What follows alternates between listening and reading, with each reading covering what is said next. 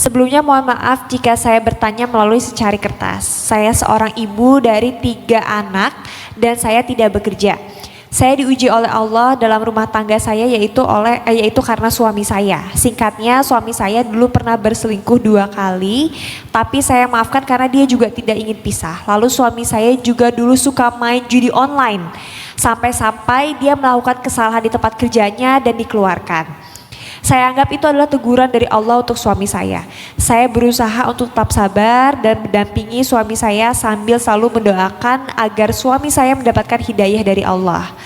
Yang ingin saya tanyakan Ustadz, saya sering merasa lelah dengan sikap dan akhlak buruk suami saya. Saya merasa sebagai istri tidak disayang karena suami lebih sering menghabiskan waktu dengan gadgetnya.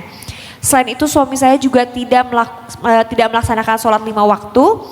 Sesekali saya pernah memergoki suami saya masih melakukan judi online, walaupun memang tidak sesering dulu. Dan kalau saya tanya, dia tidak mau mengaku. Saya bingung Ustadz, posisi saya sebagai istri rasanya kadang ingin lepas dari suami saya. Tapi saya tidak tega dan juga kepikiran dengan anak-anak. Apa yang sebaiknya saya lakukan Ustadz? Apakah sebaiknya saya tetap sabar dan terus mendoakan suami saya, atau saya berhak untuk memutuskan berpisah? Mohon pencerahannya Ustadz. Terima kasih. Wassalamualaikum warahmatullahi wabarakatuh. Sebelum istri ini mengambil haknya, lakukanlah satu ikhtiar terakhir. Semoga ikhtiar ini akan sedikit demi sedikit memperbaiki keadaan suaminya. Coba mulai hidupkan kembali majelis ilmu di rumah. Rumah-rumah kaum muslimin ini masih jarang sekali punya budaya majelis ilmu.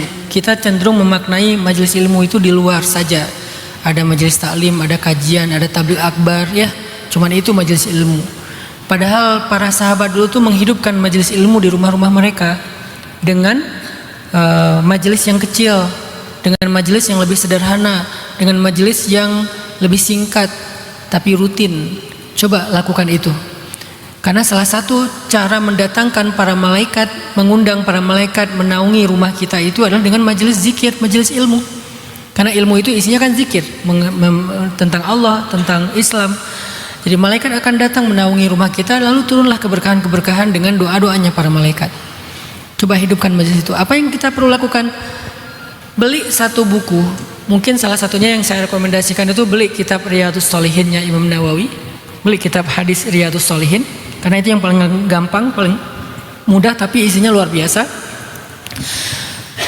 Jangan beli yang singkat ya, beli yang agak tebal, yang memang ada penjelasannya. Karena ada juga yang 1 jilid, itu nggak ada penjelasan, singkat, dan kita susah ngerti. Mending beli yang beberapa jilid. Kalau nggak bisa langsung beli berjilid-jilid, beli jilid pertama dulu, dicicil. Tapi yang berjilid-jilid emang beli jilid pertama dulu. Nanti baca caranya. Pilih satu waktu yang pasangan kita pasti ada di rumah. Kemudian tempat yang paling nyaman di rumah yang mudah dia dengar. Kemudian tentukan durasi taklim yang gak terlalu lama. Kalau bisa maksimal 5 menit. Maksimal 5 menit. Kalau bisa maksimal 5 menit. Ya 3 menit, 4 menit. Jangan lebih dari 5 menit.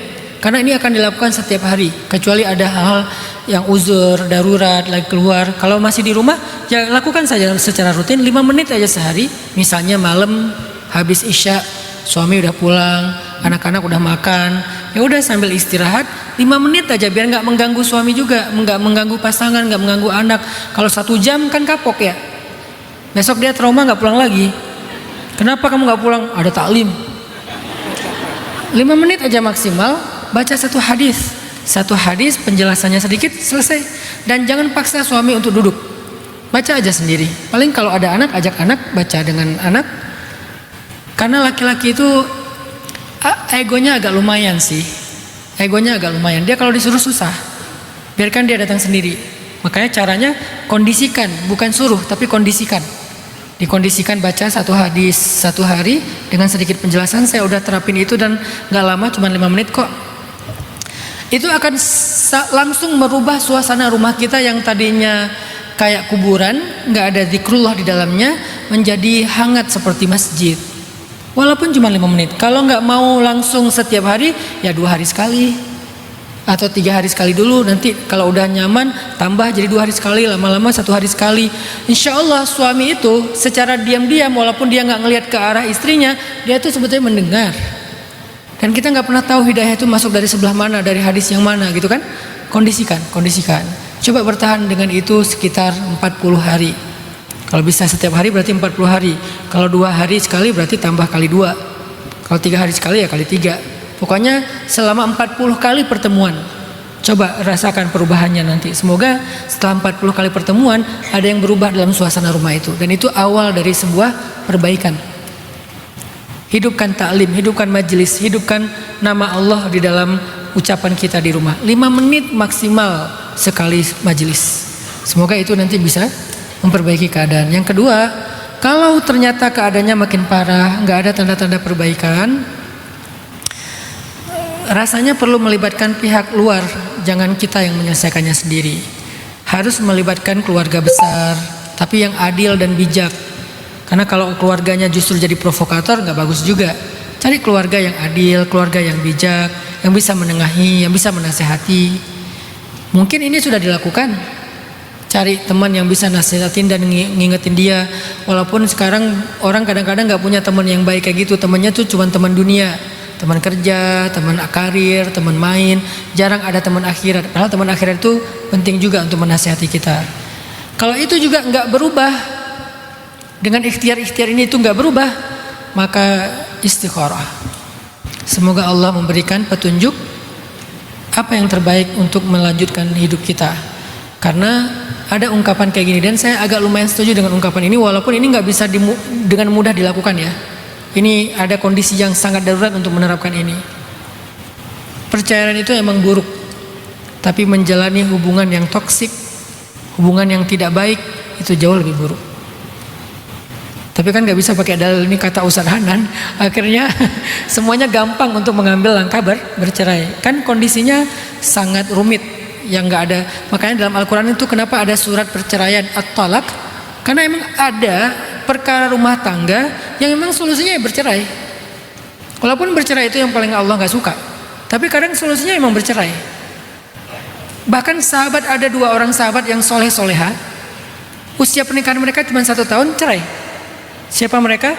2 Z, Zaid dan Zainab. Zaid bin Harisah dan Zainab binti Jahsy. Zainab nanti menikah dengan Rasulullah. Zaid menikah dengan perempuan lain yang kemudian dikaruniai anak yang sangat hebat, namanya Usama bin Zaid. Jadi artinya apakah mereka nggak soleh? Soleh. Dua-duanya soleh-soleha. Apakah mereka berbuat dosa? Enggak. Tapi emang nggak cocok. Kalau diterusin saling menyakiti. Karena nggak cocok. Sehingga Allah mentakdirkan mereka saling bertemu selama 1 tahun untuk belajar hal-hal tentang masalah rumah tangga, mungkin disiapkan. Karena Zainab juga disiapkan untuk Rasulullah. Cara disiapkannya ya dia harus punya pengalaman yang berat dulu dengan Zaid. Allah punya banyak rahasia. Tapi itu menunjukkan bahwa kadang memang perceraian itu solusi. Apalagi kalau udah menyangkut dengan keselamatan, dengan kekerasan, dengan perbuatan yang tercela. Contoh, misalnya suaminya melakukan dosa di luar yang membawa penyakit ke rumah. Itu terjadi di tempat saya di Bandung. Awal tahun kemarin ya, di berita tuh ada sekian puluh ibu-ibu rumah tangga kena HIV. Padahal mereka perempuan yang baik-baik di rumah, nggak kemana-mana, karena dibawa penyakitnya oleh suaminya yang jajan di luar. Ini kalau nggak cerai apa solusinya? Daripada menulari penyakit kepada istri dan anak-anaknya kan? Kalau udah kena suaminya positif gara-gara dia melakukan dosa di luar itu, ya gimana lagi coba? Kecuali emang istrinya bertahan, mereka tidak akan pernah melakukan lagi hubungan suami istri secara normal, karena emang itu akan menularkan penyakit, ya itu lain cerita. Tapi normalnya orang ini kan udah menutup hak istri, salah satunya kebutuhan batinnya, nafkah batinnya tertutup, karena kalau dia berikan dia menularkan penyakit. Begitu juga nanti keturunan, jadi nurunin penyakit.